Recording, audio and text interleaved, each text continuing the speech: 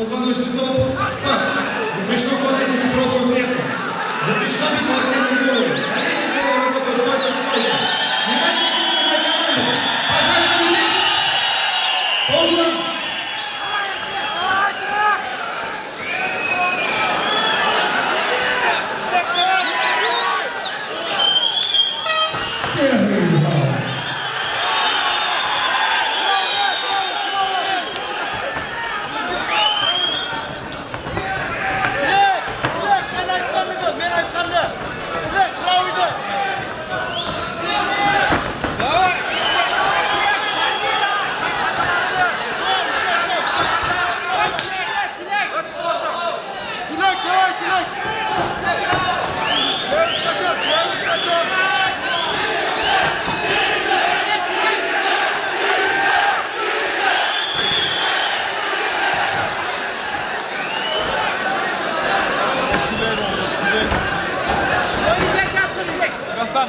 Aylan.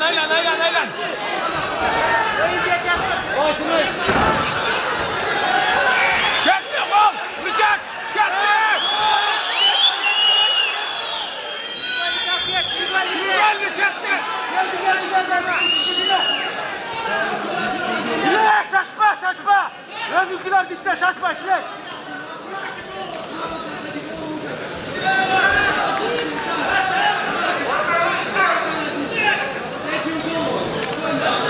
Çatpay Türkler çatpay evde. Dilek, tamam, yeter, öyle bir çıkart.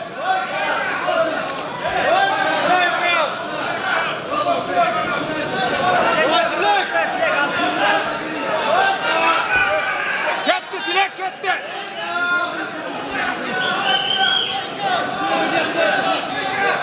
İskender,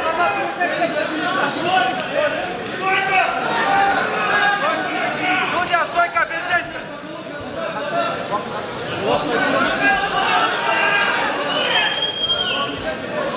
Ya üstüme çıkarıma Dilek! Dilek, 2 minuta kaldı, çıkış gerek! Dilek, çıkış gerek, 2 minuta! Dilek, çıkış gerek, 2 minuta kaldı! Şaşma ile tanılan çıkçı!